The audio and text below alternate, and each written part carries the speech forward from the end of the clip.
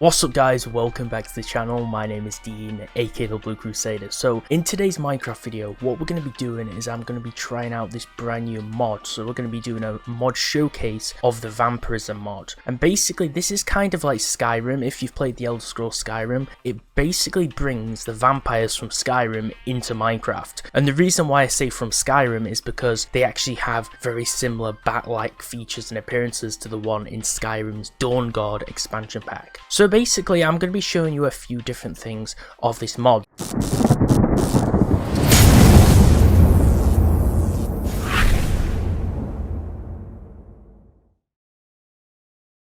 So we spawn with a vampirism guide, so let's just take a look at this. So there's an overview, it shows you the introduction. You don't need to eat things like bread or fruits when you actually get infected in this mod. You obviously use blood. So basically you can get this from animals or villagers, and not every animal actually lets you take blood from them. And I think the more you feed on things like animals, you actually turn them into a physical vampire. So if you feed on this chicken, the chicken will eventually become a vampire chicken with red eyes. So it's kind of funny at the same time, but it's also kind of cool. And let's just take another look. We can look at getting started. So you want to decide if you want to become a vampire or hunter. Check out the other chapters to see what they do. So how do we get started? So to become one, you have to be bitten by one. So either let them hit you on purpose or just wait until it happens by accident. When they hit you, there is a chance you receive a potion effect called Sanguinaire Vampiris, which lasts for about a day. After the potion is ended, you become a vampire. In case you don't want to become one, you can always cancel the effect with a milk bucket.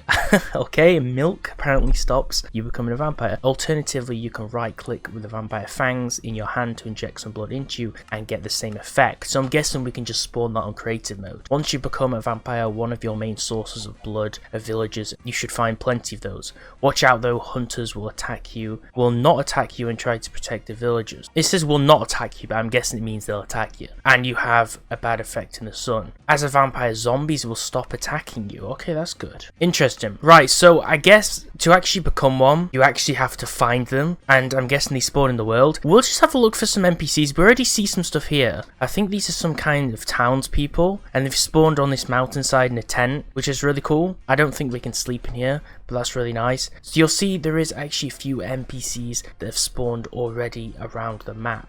So let's just take a look and see what else there is. And you'll see that we actually have this new biome, okay? I'm pretty sure this is a brand new biome. This is slightly unrealistic. I wish this wasn't part of it, because you can see this is some kind of dark vampire biome, which is kind of cool, but it's also kind of strange, because you would think that there wouldn't be this many vampire mobs or NPCs, and it's called the Vampire Forest. And when we enter, there's tons of fog, and you can see there's different types of vampire NPCs. They all have different appearances. There's males and females, and they have these special potion effects on them. Jeez, they make a loud sound. And you'll see the dude at the start is called Prince Sin. So I'm guessing they all spawn in different groups, and some of them have names, so I guess they've all got leaders, which is pretty cool. And I think if we were in survival mode, we would actually go in here, and when we attack them, they will actually infect us. So what I'm going to go ahead and do is I'm going to spawn some diamond stuff, because I don't want to actually die when I test this. I'm hoping they'll be able to infect us when we have diamonds. So I'm going to jump into survival mode, and we're going to see if we can actually kill a few of them and get infected at the same time. Now it did say we can become hunters, but I don't think I'll be able to feature that in this video. And you'll see we have some here. Damn, they're loud.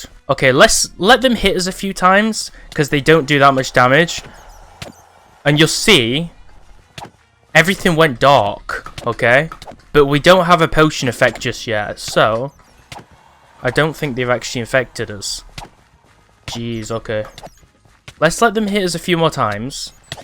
But I don't want them to hit us too much. Oh snap, okay, right, I'm losing too much health. We're gonna have to kill them now. And we also have bats in the biome as well. I'm not sure how much damage they do. Wait, what's this ghost thing? Oh, wait. We can use these, right? Okay, so that gives us the effect as well. Hopefully I won't die from the poison. So now we have this Sanguinaire Vampiris. It doesn't exactly say what the debuff does, but I'm guessing this is the debuff that turns you into a vampire. The only problem with it though is I'm not sure if the NPCs will attack me now.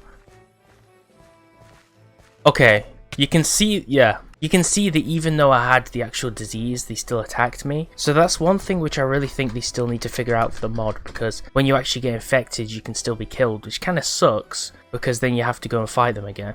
But the mod's pretty cool. As you can see, it had the whole disease and stuff, and when they drop the fangs, you can actually inject yourself and infect yourself that way. So it's a pretty cool mod anyway. The biome's kind of weird. I think it's really cool, but the only problem is I guess they did the biome where they spawn to split it from the normal Minecraft, so you don't just have tons of these annoying vampires all around, because I think that would ruin the game. But it is kind of weird how there's just a huge massive biome full of vampires basically, but that's where you find them over here, which I've showed you. This is the exact same point we were at a few moments ago, and you can see the reason why I said it's like Skyrim is you can see these vampire baron NPCs basically are just huge bat monsters, and that's exactly what they look like in Skyrim. And I don't know what these baby things are. They look ridiculous, dude.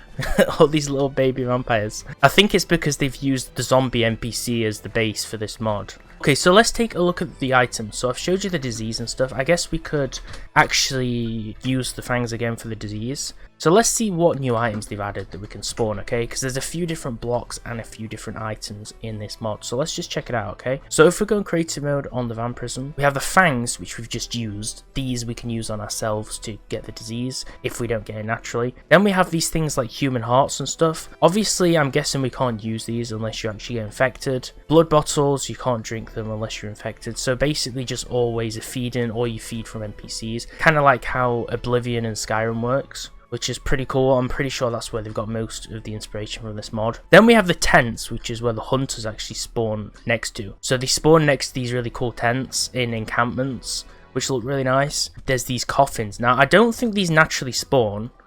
I think the only way we actually find these is if we craft them ourselves. I'm not sure what the crafting recipe specifically is, but you can only sleep in them obviously if you're a vampire. I think one cool addition to the mod would be is if you can find vampire NPCs inside these, because it'd add a lot more roleplay features to the hunters when you actually hunt them down and kill them. Then we have more blood vials. The hunt intel, okay, I'm not sure what this does. What happens? I'm not sure what that does, but it's some kind of book, so I'm guessing that adds more lore to the game. Then we have garlic, this injection chair, which is interesting. You need garlic injection to use this. I think this is for hunters. So if we have... Wait, we have a sanguinaire injection, so I guess we can use this to give ourselves the disease as well. So I guess you use this for hunters, the garlic injection. And now we have Toxicant 2, which is weird. We can't actually drink any of this blood and stuff because I think we're in creative mode. But basically, you use that on vampire NPCs as a hunter. And yet again, just like Skyrim in Dawnguard, you have these really cool crossbows as well. So you need to use the skill technology, so you can't actually use those by default. But you can use the normal crossbows, and you'll see that after you use it, the item refreshes and it has kind of like a cooldown. So you have an unlimited crossbow to actually hunt down vampires. We'll test how much damage that does in a moment though, because that's actually really cool. So we have the crossbow as a weapon, we have alchemical fire arrows, we have a stake, which I'm not sure if it gets used when we use it. And you have auto and semi-auto crossbows, which is really cool. Then we have this armor, which I'm not sure what this does. Maybe this is some kind of hunter armor. So we'll just spawn some of it. It gives you speed, armor, and that's basically it. I don't think it's as strong as diamond though. Then we have the hunter axe in different tiers. Obviously each level does different damage. And we have obsidian armor of hell, which has a lot of armor and toughness, which I think is actually vampire armor. So there's a lot of different blocks here. Then there's this heart striker sword, which is in different tiers as well. So we'll just test what sort of damage this stuff does, and we'll try and find the NPCs. So this doesn't damage vampire NPCs, but the hunter axe can only be used by hunter players. So you have to be a certain level. There is obviously a level system.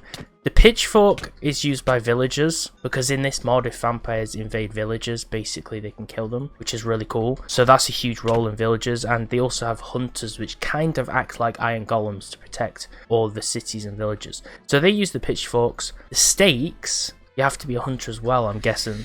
Okay, the stake is not very good, if I'm honest. Maybe there's another way to use them. If you press R, it gives you like a skill wheel. So if you're a hunter or a vampire, you get different skill wheels for hunting and using them.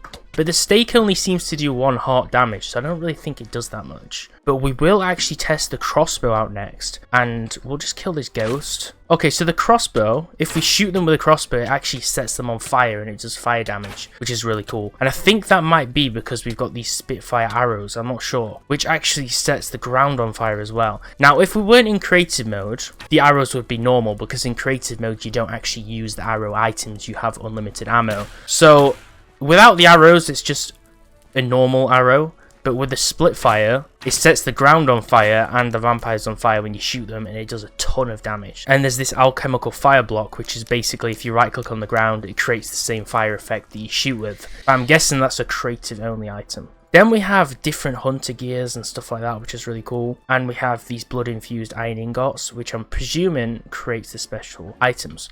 So we'll spawn a few of these blocks. We have castle blocks and vampire cloaks. So I'm guessing the castles actually naturally spawn. We can put the cloak in obviously the armor slot, and you can see we kind of have like a cloak or a cape on our back, which is pretty cool. Obviously you want to have armor though, you don't want to use that. And we'll have a look at some of the last blocks. So we have blood containers, which can be full or empty. I'm guessing you harvest it yourselves and then you fill it, which is pretty cool. So that's what it looks like, the comparison between the two. Then we have cursed earth, which I'm pretty sure is this block on the ground here as part of that dark biome. And we have an orchard, which are like flowers, altar of infusion, and a few of these items. So let's just have a look at some of these items. So the first one is altar of infusion. So what we do is we put blood, the human hearts, and the books in here, and it will actually create some kind of item. Then we have the pillars, which I think just naturally spawn in some kind of structure or castle, and they have the pillar tips which go on top like that. Then the hunter research table, we put a few similar items in here as well, and it creates those research books which we saw earlier in the creative tab.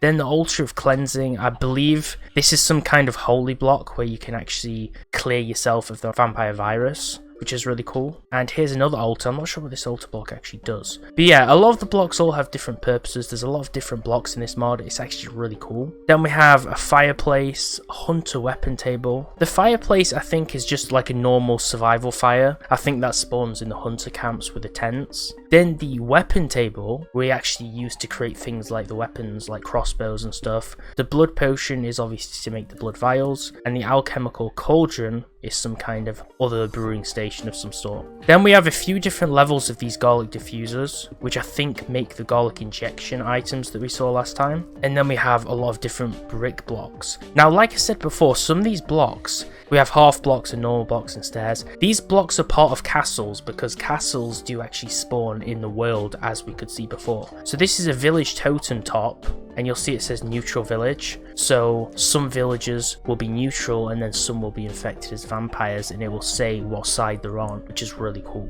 And this is the totem base, and then at the top you would have the top of the totem, and it would shoot into the sky kind of like a beacon, which is really awesome. Then you have the blood sieve, which I'm not sure how that block works. I'm guessing you just put blood potions in or something. I haven't tested this out, not really sure how that works. Then there's a blood grinder, which is another option. These are all processing things. Blood pedestal you can put items on which float around, which looks really nice as an ornamental piece in your base for display. So these are just all items that vampires and hunters can use. So I've basically covered all of the blocks in this mod. Now I'm not actually sure how we would find a castle. I'm not sure if castles spawn in these dark biomes or if they just spawn in the normal world, because we have seen a lot of evidence of castles, and you'll see they have blood pools, which I'm guessing we can actually harvest blood from as well. The castles do spawn in some places. I haven't yet found one in this mod though, so I would presume they're actually quite tough to find. But the fog is a really high level of fog. It covers up a lot of the world, which can be a little bit harder to actually navigate around. What I would actually presume is that you would find the castles maybe in the normal world, in the normal biomes, because there's a huge handful of vampires in the dark tainted forest biome, the vampire forest. In the normal world, I would guess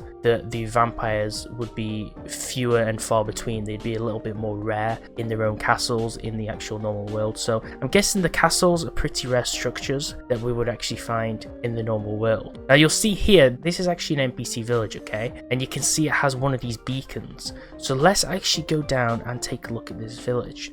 So you'll see we have a hunter expert NPC which now spawns. And if we right click on this guy, he takes 10 vampire souls, which you gather as a hunter, and you can use that to buy different armor sets and ores. Then they also have a lot of different vampire experts, like that other guy. There's a few of them in the village, and you would have seen a moment ago there is actually a hunter camp over here that spawned, and this is actually a hunter NPC, and you can actually use him to level up by giving him vampire blood bottles. So this looks to me if we go up to this pedestal, it says hunters are controlling this village. So if you're a hunter, you could find a hunter village and use it for training and use it to actually have a base of operations in. Obviously, if vampires attack villagers, they can control the villagers, and villagers are basically controlled by either sides. So it adds a lot of awesome different things to this mod. You'll see over here that we do actually have the vampire expert NPCs here, which is kind of weird because they have red eyes as well, even though they're supposed to be good guys, which is kind of weird. And you'll see this desert village doesn't actually have a beacon in it, so hunters haven't actually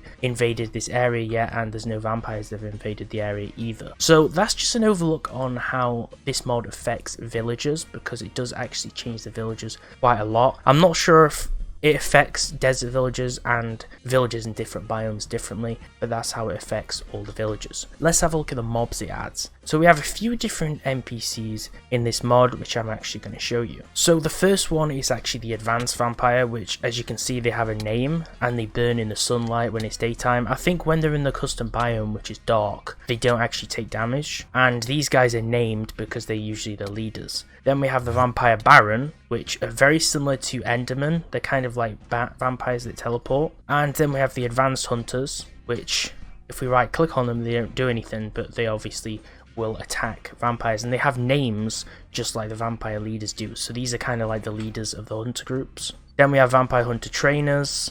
And then we have normal vampires, which you'll see if we spawn them, the hunters will actually slowly follow them with the weapons. But this guy will probably end up dying before he actually gets attacked, because it's obviously in the sunlight. And we'll just spawn a few hunters around here, just to see if they'll attack this vampire, and you'll see that they'll kill him with stakes. Then there's a ghost, which the hunters seemingly won't attack, but these only attack the player. They're kind of like pets to the vampires because ghosts spawn with them. So that was kind of an overview of the Minecraft Vampirism mod. So this was a mod showcase. This just looked like a cool, promising mod to me because it kind of reminded me of Skyrim and Dawnguard, which is the Skyrim Vampire DLC. And that's why I wanted to just test it out, because it had a lot of similarities. And it just looked like it was pretty cool because you don't really see any dark or horror mods for Minecraft. So if you like this video, make sure to like the video and subscribe with notifications on so you don't miss out on daily Minecraft mod videos just like this one. Thanks for watching, guys, and I'll see you next time.